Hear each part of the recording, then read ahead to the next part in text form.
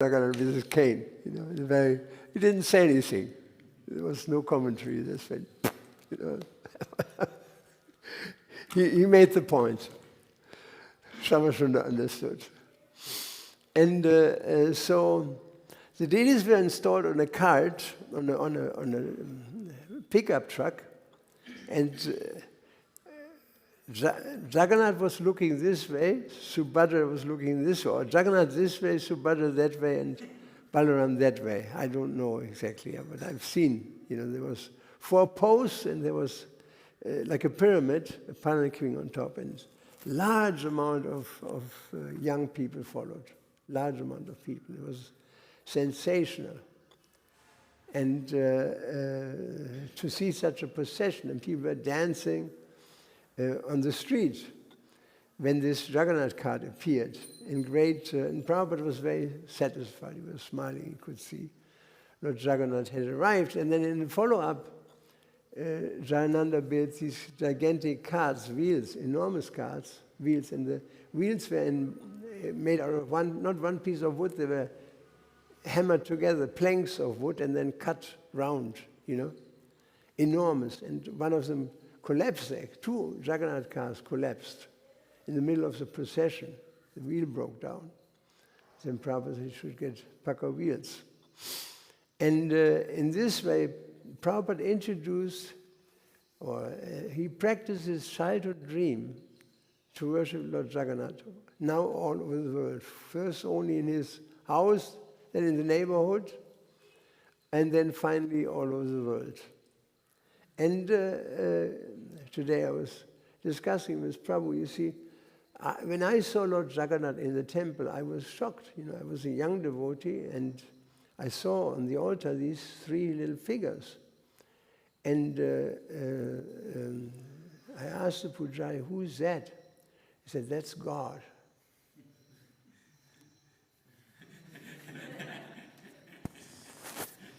Okay.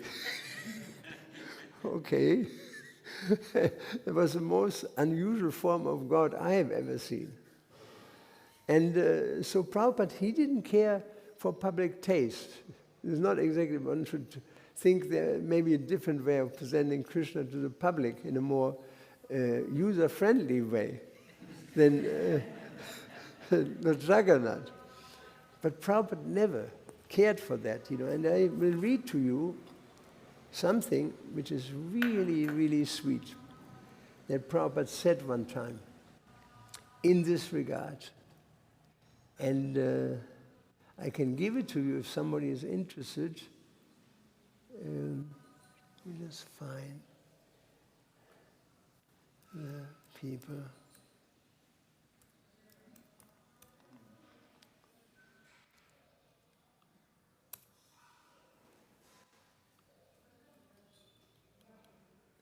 People.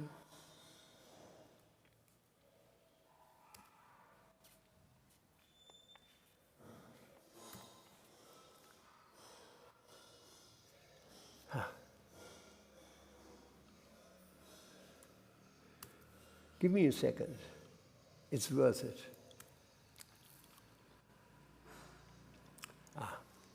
Here it is. It is very, very beautiful. When Prabhupada was in Pittsburgh on a morning walk, they walked on a bridge, steel bridge, on top of them. And here's what happened. How do I get this bigger?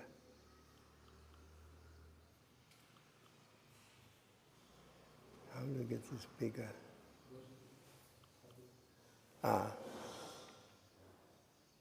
No, I lost it.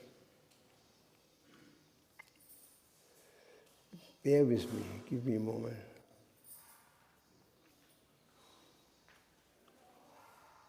There. As they walked under a bridge,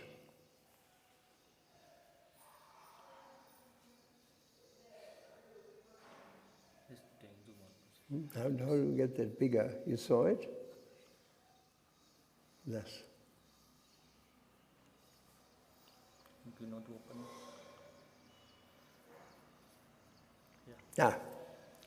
Here it is. As I walked under the steel bridge, Prabhupada pointed upwards with his cane and said, look, a sign under the bridge reads unalloyed steel. It's pure steel. It's Pittsburgh is steel manufacturing, one of the #1 places in America where they make steel. He said unalloyed steel. The bridge was made of unalloyed steel. And Prabhupada said they have unalloyed steel and we have unalloyed devotional service. Prabhupada immediately drew the comparison. Pradyumna asked, what Srila Prabhupada if people don't want to hear our message? This is what Pradyumna asked him. You know, what if people don't want to hear our message? What shall we do? If people don't want to hear our message, which is normal, you know, at least in Western countries. Prabhupada said, here's the point now. The people might not understand our message, but Krishna will be pleased. That is the point. Yeah? That's the point. Krishna will be pleased. And that is our mission. Right? That is our mission, to please Krishna. They thought Jesus' Christ's mission was stopped. They killed him, but his mission was attained. He preached 3 years only, but so many followers. He pleased Krishna. We must not be disappointed that no one is hearing Krishna consciousness. We will say to the moon, we will say to the stars, we will say to all directions. We will cry in the wilderness because Krishna is everywhere. It's beautiful. You know? He doesn't care what people may or may not. So we will say to the moon, to the stars, to all directions, we will cry in the wilderness because Krishna is everywhere. We want to have a certificate from Krishna that this man has done something for me. Not popularity. Prabhupada never interested in popularity. And I give you an example. We have if a pack of asses say you're very good, what is the use? Svavitvarahostra kara, this verse, famous verse, people who are hogs, dogs, camels, and asses. They're not interested. So if a pack of asses say you're very good, what is the use? You have to please Krishna with purified senses. So I give you an example that I personally witnessed when Prabhupada came to Amsterdam. There was a sannyas initiation of Akhoyananda Prabhu, then Akhoyananda Maharaj. And at the same time, Jagannath was installed. So it fits into this setting. Jagannath was installed. And so Prabhupada came into the temple room, a lot of people there, television was there, and he sat down and he saw the Havan, and he said, where are the flowers? Where are the flowers? Why are there no flowers? Why are there no flowers? Who's responsible for that? And Prabhupada, the television. And I don't care for the television. I care whether Krishna has flowers or not. That's what I'm concerned with. So he screamed he looked at the television team.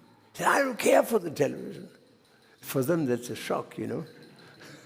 I think everybody smiles to the television. He said, I don't care for the television. I care that Krishna has no flowers. Somebody should get. And they would get flowers, and everybody was very humble, but Prabhupada was very loud, very loud. I've seen Prabhupada becoming extremely angry. It was within seconds. His anger deflated. You know, the anger was not based on envy, like in our case, or on lust, that we can't get something. His anger was simply to make a point. I remember one time that there was a notion to move out of the temple. We had a beautiful temple that Prabhupada liked very much. And we had to go there and present to Prabhupada this plan. And Prabhupada listened to this plan. He had been there, the castle. He has visited. He liked the place. So then he heard, it was for rent at that time. He said we wanted to move. And Prabhupada was very disturbed. He said, what are the arguments? And he heard all the arguments. I was never satisfied. Another, why you want to do that? And then Prabhupada became very silent. And now, then he all of a sudden said, fasten your seatbelts. Fasten your seatbelts. You know, it's going to be very loud. He said, and even if your child has been born deaf and blind, your child is born deaf and blind, cannot hear anything, blind. I cannot scream as loud as Prabhupada screamed. Does that mean you kill it? You could hear 250 yards easily. Does it mean? And again he screamed. And his lips were trembling. You ask anybody who saw Prabhupada becoming angry, his lips would tremble, you know? He was blue in his face. Again, does it mean you kill it? And then he became very peaceful and said, don't kill it. Develop it. Develop it. Don't kill it. Don't become rolling stones, you know, a stone that rolls in a river from one. He said, don't become a rolling stone. Set moss on, like a stone that sits there, gathers moss, green moss, you know. So I've seen this. There's a couple of examples I went through with Prabhupada in anger. And the astounding thing was from one moment to another, he became angry, not for himself, like this issue with the flowers. It was not about himself. And he didn't get a garland that was nice enough or something. No, it was about Krishna. For Krishna, Prabhupada could be angry, you know, like anything. And then within a second, he was peaceful. You know, because his anger was not based on lust and anger and greed. You know, it was for Krishna. For Krishna. You know, he could be very angry. And when one time the Naxalites in Calcutta, the communists, there was a program, and Prabhupada was singing Jaya Radha Madhava, and he saw through the side of his eyes. He was, you know, he saw that two Naxalites were trying to pull down a devotee from the stage. He jumped up and he swung his cartels, you know, and smashed the guy on the head. The guy was bleeding. I mean, Prabhupada really hit him hard, you know. Oh, sorry. They retreated, you know. He became so like a lion, you know, from one moment to another. He could become like a lion, you know. Not normally. Normally, Prabhupada was amazingly peaceful. You know, you felt the peace whenever you go in this room. It was like entering a space. I always had the impression I walk into some other space, you know, some space capsule or something. Very, very peaceful. You've completely relaxed when you came in this room. There was no anxiety anymore. You know, before you were little, what would Prabhupada say, but he put everybody at ease. You know, everybody. You know, there are many examples. I could tell you many examples more, but I want to get back to the actual subject. You know, that he even appeased my Christian father-in-law, who was out of his mind, that his daughter was married to a Hare Krishna devotee 3 days after she moved into the temple. He was out of his mind. He went to Prabhupada, he went into his room like this. He said, Prabhupada, I need to talk to you. And Prabhupada had some professors there. You know, he said, all right, sit down, be comfortable, professor. And then Prabhupada explained to him, the man was trembling in anger. He was a born-again Christian, it means fundamentalist. And his daughter is getting married to a pagan Hare Krishna. One day she calls his father up that I moved into the temple, and that was already too much. And then 3 days later, I'm getting married. You know, there's a whole story. I mean, it was not exactly what should have been done, nor was it a good idea. So Prabhupada talked to this man for 2 hours. It's in the conversations. And he explained to him the Hare Krishna movement. Men ask questions. How do you run this movement? He was a businessman. And by the end of the talk, he told me, I met your man. He's one of the finest men I ever met in my life. And then he went in his car to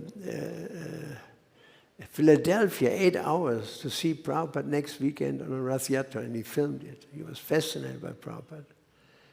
And as long as he was alive, he was telling me every time I would see him, I know Prabhupada. You don't. You met him sometimes. I have the best idea. I talked with him for hours, you know. So this was Prabhupada. Just to give you an idea that he could turn around people who were really, really angry, you know. You can imagine an Indian father, you know, a boy gets married to a Muslim family and after 3 days. And anyway, so you see Prabhupada, he was important to understand that he said, we are not concerned with public, you know. We don't try to please the public because the public is changing. It's changing. Today they hate you, tomorrow they love you. You know, public is always changing because they're on a mental platform. If somebody joins the temple, young bhakta, in the beginning,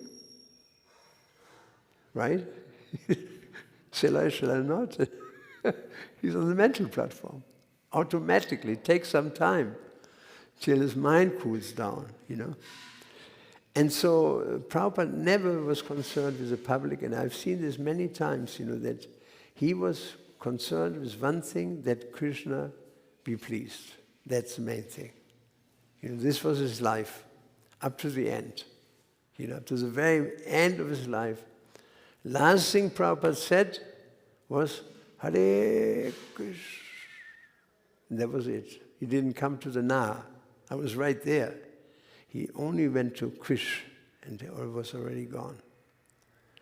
You know, very amazing way how Prabhupada left his body. And so his dream was, in the beginning, to have Rath Yatra, and as time went on, he went to America, and everything happened to him. He was astounded how so many people gathered around him when he started to sing in Thompson Square, and started to ask him questions. And in the beginning, they didn't know. When there was one shower room in the first temple, and Prabhupada stood in line. He stood in line. There was a line there. He went to the end of the line. He didn't push himself now, not at all. And somebody thought that was odd. Krishna told somebody, this is odd, you know, you have to he's your guru. And so gradually people understood how to deal with Prabhupada, you know. They were coming for the Sunday feast. Prabhupada cooked 22 preparations in 2 hours, Prabhupada, for everybody. He served everybody. Everybody. And then everybody left. Nobody stayed back. And Prabhupada cleaned all the pots. Never complained. Since somebody thought, oh, this is very strange, we should help him. And so gradually, people picked up. You know, this is the West. West means, in one sentence, don't respect anyone or anything. No respect. Somebody else's religion, you know, somebody else's philosophy, somebody else's culture, all bad. You know, this is the Western mentality. No respect. Animal, no respect for animals, no respect for trees, no respect for nature, no respect, that's the Western, the Rajaguna, Tamaguna, demonic nature. And so Prabhupada suffered. He was living in a room and with one boy who was taking LSD in the fridge. Prabhupada saw it. He would take. And then he became so crazy that he took a kitchen knife and was running after Prabhupada, and Prabhupada ran down the staircase. You know, this guy with a kitchen knife behind him.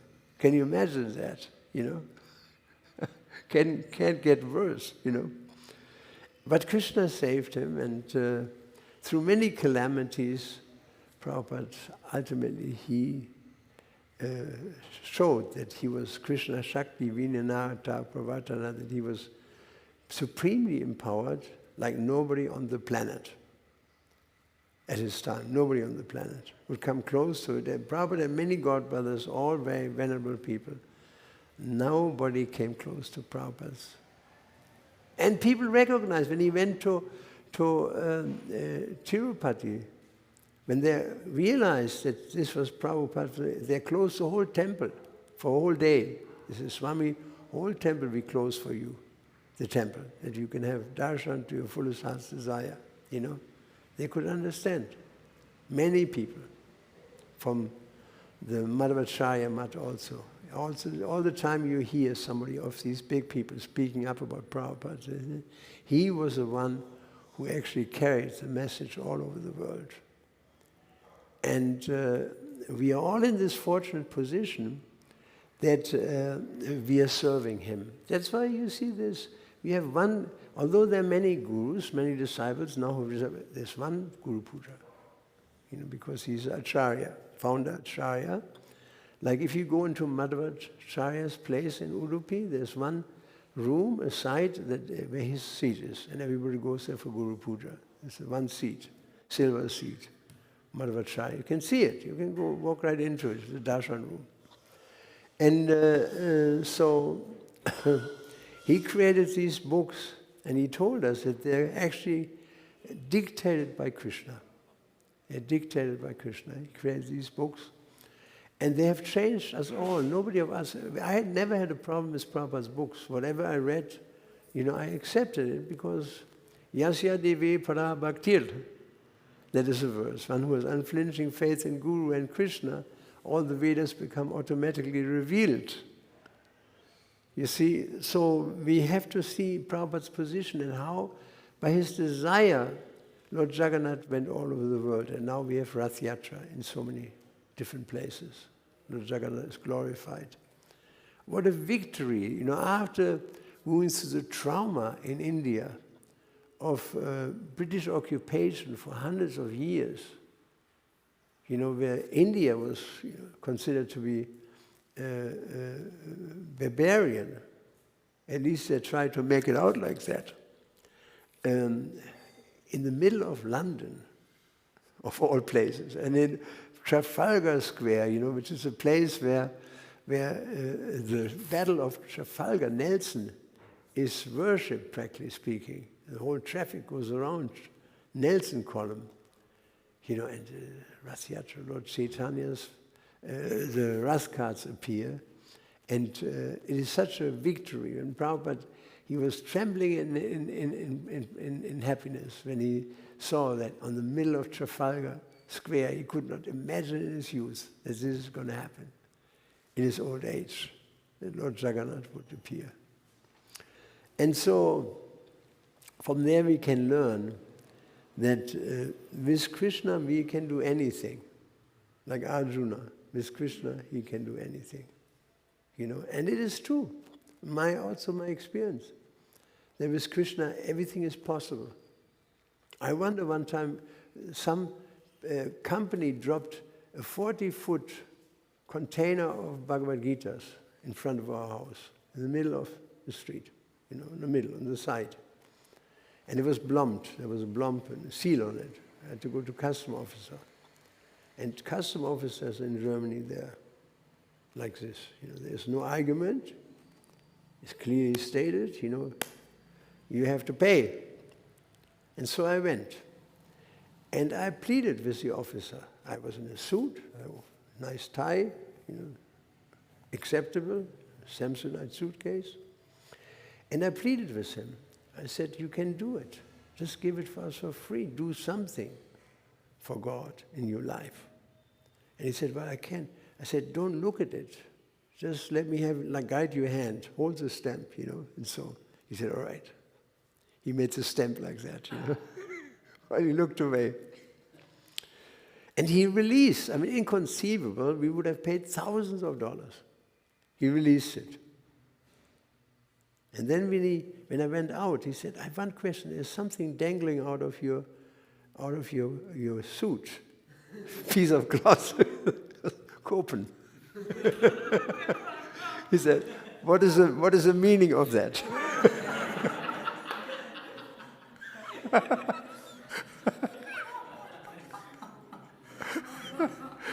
What is the meaning of that piece of cloth that dangles out of your suit, you know?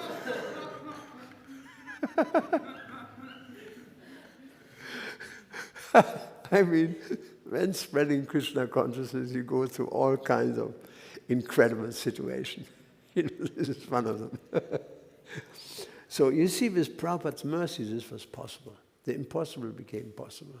You know, that he would relieve a German custom officer would look away while I stamp his document, practically speaking, you know, to take the books away.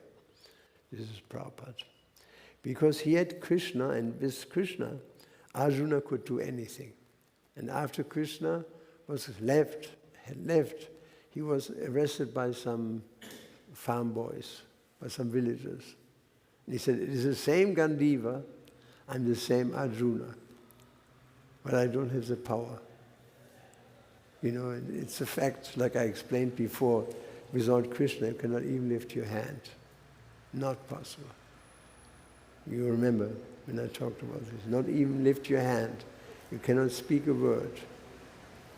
And he can take everything away from one moment to another. Yeah, I saw there were, when we made our leaving certificate, everybody of us had to give a speech. You know, parents were there, teachers were there. And I was staying in the oldest class, you had only one guy staying with you in a room. And he was, you know, his nature was, the guys who sit in the first class of the classroom, every time the teacher says something, they're the most hated people in the rest of the class. I was in the back. I was one of the bad boys. And so I had to stay with him, and the guy was a pain for me, you know, he was a pain. And so he studied his lecture that he would give in front of a mirror, rehearsing his facial expressions for the great moment that he would speak. So, he spoke. Ladies and gentlemen, this is a great day where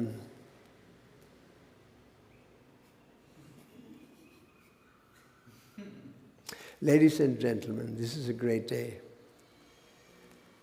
He lost it. Krishna would not allow it. He started 3 times his lecture. Krishna would not allow him to remember because he was so puffed up. And then he walked back and he fell from the platform, you know.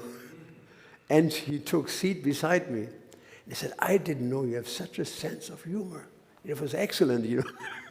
It was the worst thing you could tell him, you know. Wonderful. I didn't know you have such a sense of humor. Congratulations, you know. Well, he was in pain, you know. So you see, Krishna can just, from one moment to another, you can become a speaker or you can become a mumbling fool. From one moment to another. It's all up to Krishna. By the grace of Krishna, Guru and Krishna, a lame man can cross over a mountain, a blind man can see this, a foolish man can become a great speaker, and a blind man can see the stars in the sky. That is a verse. Karoti Vachalam something. Mukam Karoti Vachalam. Right, you know. From one moment to another, Krishna can empower people. And I've seen the godbrother of mine doing the most amazing things, you know, which is not in their power really to do. They were able to do that, you know. The most amazing things, simply because of having taken shelter at the lotus feet of Prabhupada. Sorry that I got away from what I wanted to actually talk about, but this is the nature of transcendental subject matters. So we're talking now about Lord Jagannath, and the amazing things I never knew, that we have near our temple in Mayapur, there's Rajapur, the temple of Jagannath. Very beautiful deities. When I told Prabhu, when I showed it to my little son, he was only 4 years old, he said, "Daddy, they're so cheerful." The deities, he says, this Jagannath is so cheerful. And so, that Jagannath temple is described in Sri Navadvip Dham Mahatmya, long time ago. And it says there, by Bhaktivinoda Thakur, that in the 17th century there appeared one demonic king in Orissa named Rakta Bahu, who desecrated temples and terrorized the heart of the pious. The devotees of Jagannath Puri became afraid of the king's evil intention, and they took shelter at the lotus feet of the Lord. That night, the master of Leelachal, Lord Jagannath himself, appeared in the dream of the head priest and assured him that no one in the entire creation could harm his divine form or his temple. Just by his mere will, he could keep the miscreants away from the place. Hence the priest need not to be worried yet the Lord wished to reciprocate with the feelings of his devotees and to increase their love for him. He asked the priest to inform all the devotees to remove the deities from Lord Jagannath, Baladev and Maharani next morning and carry them to Bengal. So actually Lord Jagannath left Orissa and went to Bengal. I never heard that before. It's an interesting story.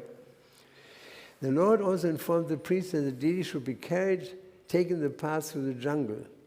The main road should be avoided as Rakta Bahu was on his way taking that road. So they carried him actually there. Upon hearing this, the Sabara devotees who served by carrying the Lord during the various festivals like Snan Yatra immediately started making preparations for the Lord to his journey. The Lord traveled through the day before the night set in. On their way, they offered their Lordship whatever fruit, flowers, and leaves they could obtain in the forest. They journeyed like this for 12 continuous days before they reached Simanta Dweep that night. The Lord appeared in the dream of the Sabara leader and expressed his desire to settle down on that place. Understanding the Lord's will, the Sabara devotees made appropriate arrangements for the Lord to be established as the village of Rajapur. That's where he went. From Jagannath, actually Lord Jagannath, I don't think anybody heard the story. I've not heard that before either. You know, I found this in the treasures of Gaudiya, of the Gaudiya Vaishnavas of Bengal. According to Bhaktivinoda Thakur, he settled in Rajapur. Now comes the next step. About 500 years ago, during the time of Lord Chaitanya, there lived a great devotee there named Jagadish Ganguly. He resided at a small village near the present-day Mayapur, namely in Rajapur. He would travel by foot 900 kilometers every year to take darshan of Lord Jagannath and his beloved Jagannath, Baladev, Subhadra at Puri. He would stay for 4 months participating in Rath Yatra festival and then returned home to Bengal. This was his schedule every year. Then, one day, his happiness was ruined. He contracted a serious disease that left him completely blind. His friends considered it would be too dangerous to carry the blind man along to a place as distant as Puri. Hence, Jagannath was left with no option but to stay in Navadvip and to live in constant lamentation and separated from his beloved Lord. That's the story now. This is the second act to the first act that Jagannath left Puri. He came to Rajapur. Some Brahmana in Rajapur became blind, couldn't go to Jagannath Puri, and lived in constant lamentation. One day, Jagannath appeared in his dream and informed him that the next morning, while bathing in the Ganga, a log of wood would touch his head. By the mercy of this wood, Jagannath would regain his vision The merciful Lord told Jagadish he should then take this wood to a nearby village where there was a devotee carpenter to live. The Lord explained that his wish, that this carpenter would carve the blissful forms out of wood. Lord explained that the carpenter would initially refuse because his hands were destroyed by leprosy. He had no fingers. And once he was carving, no. So the carpenter, he was so upset that the Brahmana asked him, he said, "How dare you to insult me? Don't you see my hands? Don't you see I have no fingers? My whole fingers are taken away by leprosy. How can you ask me? You're making fun out of me? You're ridiculing me?" I said, "No, Jagannath told me." So he convinced the carpenter, they fixed to his stump of fingers, this fixed chisel. And on the other side with ropes, they fixed a hammer. And he would hammer, and he would cry in pain. He'd cry in pain. The pus, puj, it's called pus in Orissa. That's why one should not say Guru Puj. We should say Guru Puja. Puj. The puj was running down his arms in blood, And the amazing thing is, the more he carved, the more his hands became restored. And the last day, his fingers were back. You see how simply by devotional service, although painfully performed, before seriously performed this service, he was completely restored to his original beauty. Krishna can do anything.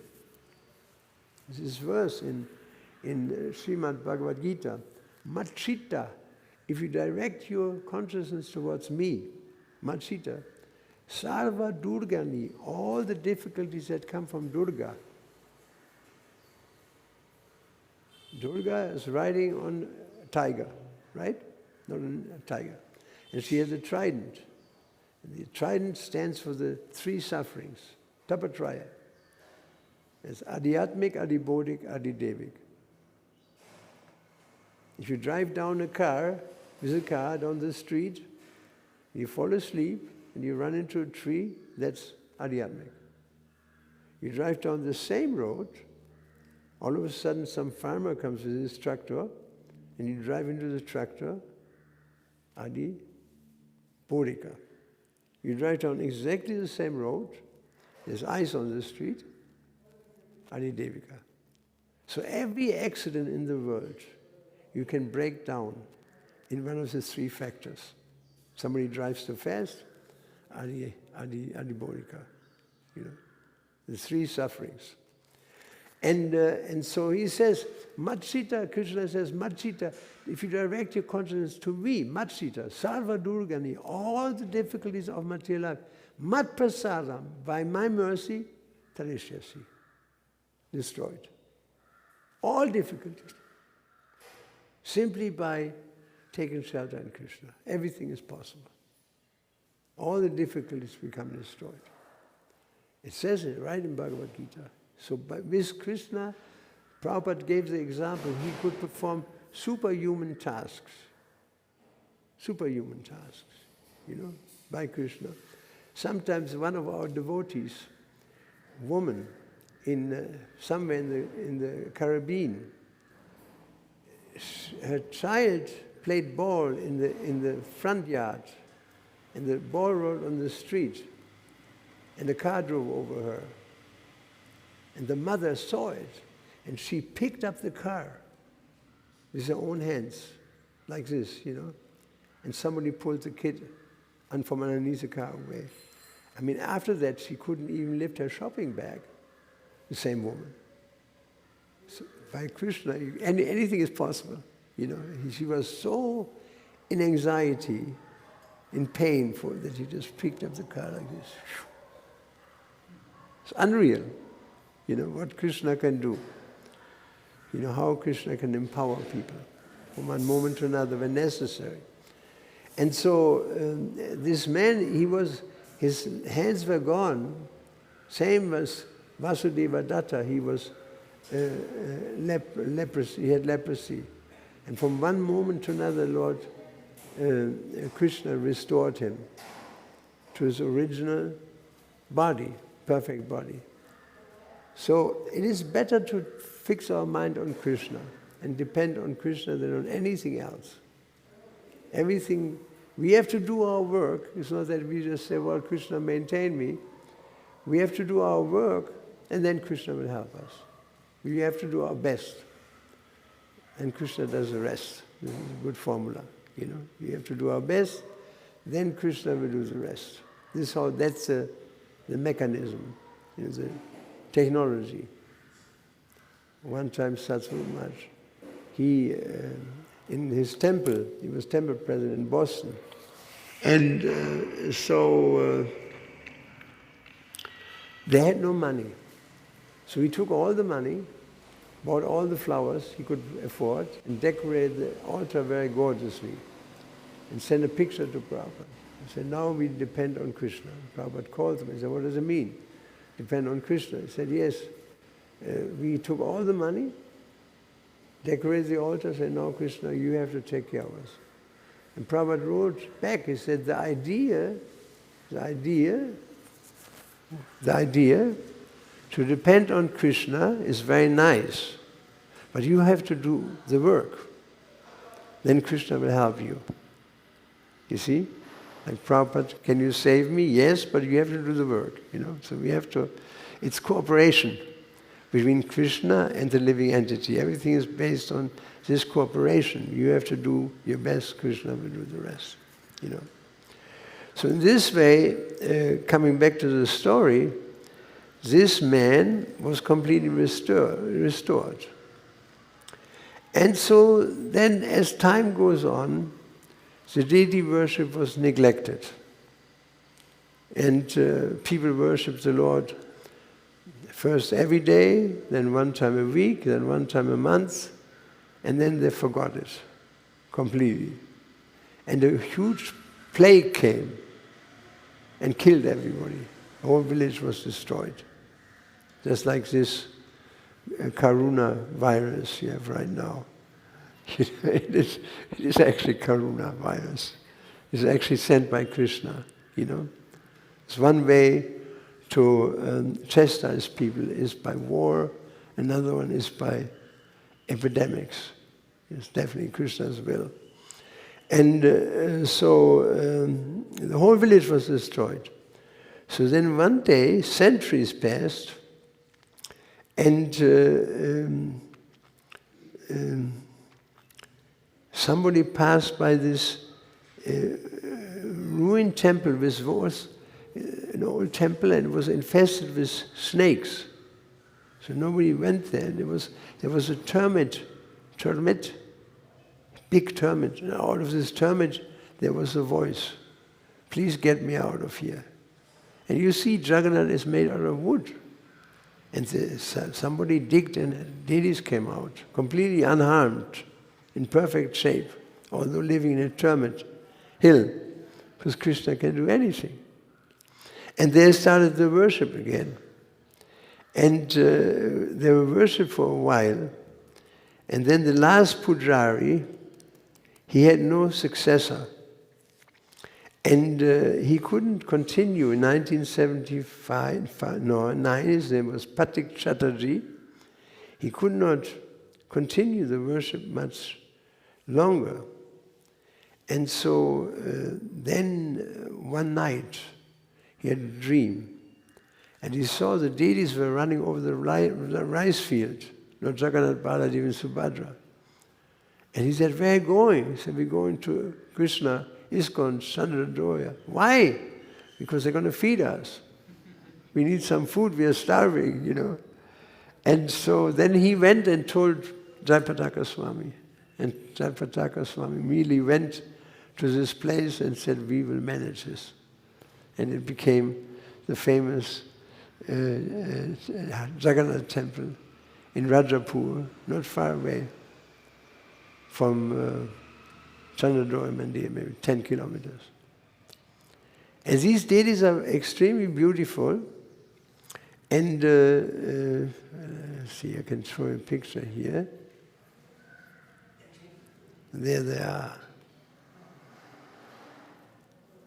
Let me see how I do this. Ah, I got it. 1 second. Be patient.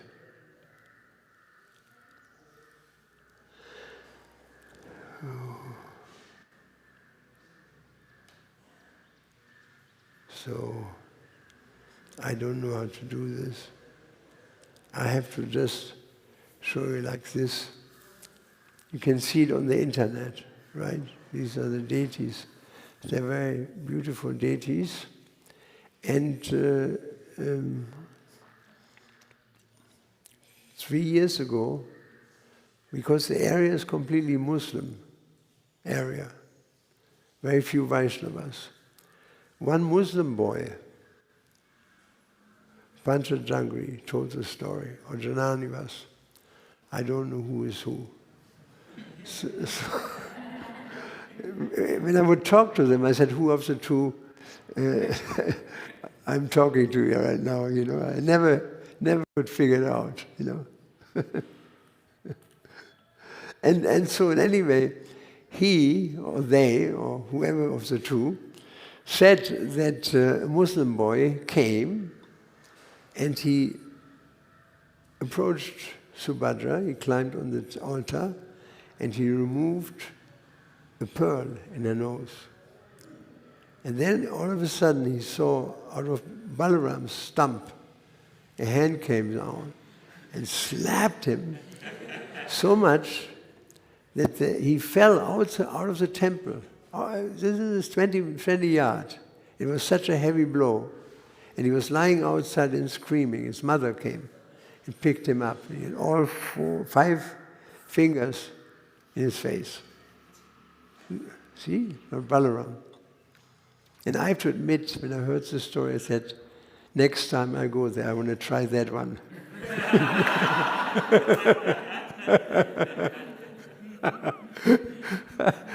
I want to be beaten by Balaram, you know. So you see how Krishna can do anything. He stands on the altar since hundreds of years, you know, but all of a sudden he can just take the hand and slap you, you know. So this, by the mercy of Krishna, everything is possible. And the more we hear stories like this about Prabhupada and about the Lord, the more our faith is increasing in the Krishna conscious movement. These are faith-making stories. Srila Prabhupada ki jai, Srila Prabhupada ki jai, Srila Prabhupada ki jai. Go Premananda. Hare Krishna, Krishna Krishna, Hare Hare Ram, Ram Ram. Hare Krishna, Hare Krishna, Hare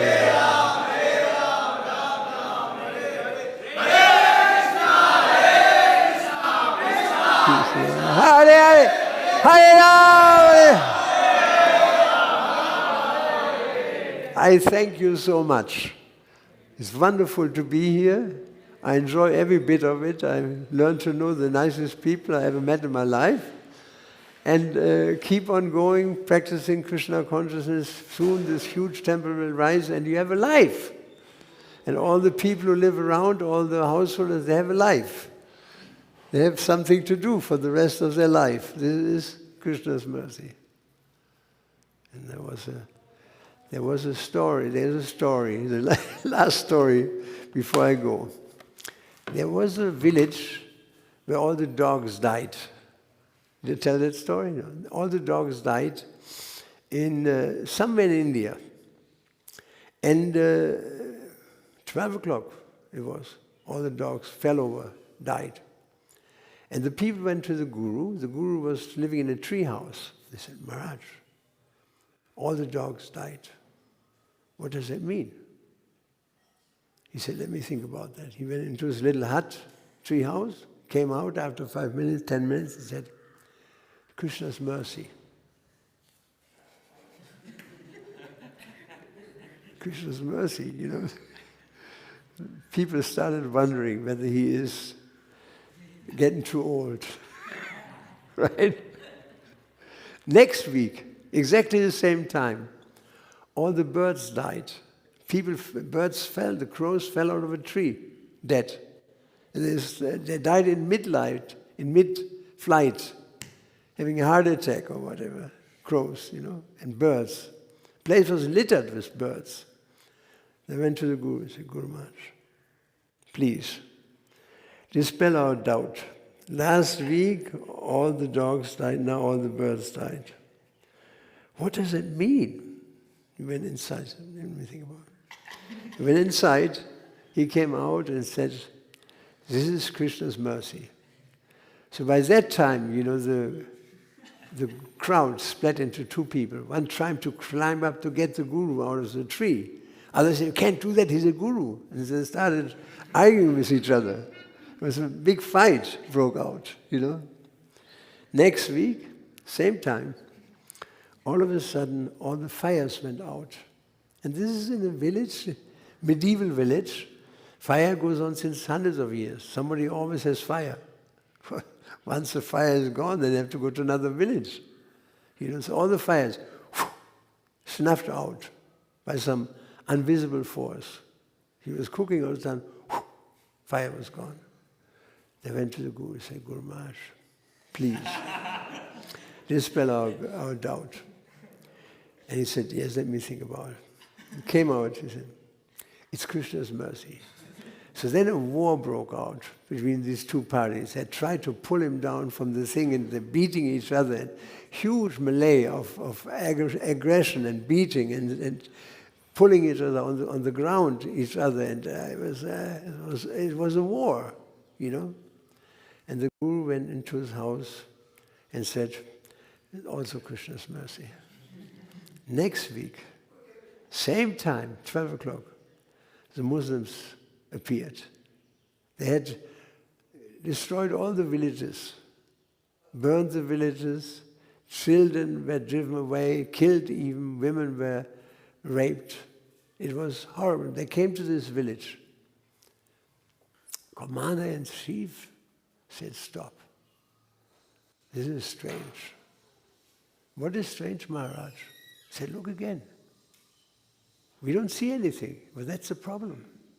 There's no birds, no dogs barking, not even fire comes out of the houses. This is a trap. And they ran away. And the villagers came and said, this is the only village that was saved. How is it possible, Guru Maharaj? He said, let me think about it. And then he came out of his hell and said, I told you. I told you. It is Krishna's mercy. You know, so sometimes, you know, we don't understand, but in the long run we can understand, you know, how everything is Krishna's mercy. There's a reason for it, a higher reason that we cannot penetrate in our small, little human minds. As for Bhishma said in Shanti Parva, I think, of Mahabharata, nobody can understand the plan of the Lord. Even great souls are bewildered. Srila Prabhupada ki jai, Sri Gauranitai ki jai, Sri Jagannath Baladev Subhadra ki jai, Lord Nrsingadev ki jai, Go Premananda Hari Bol. Thank you very much.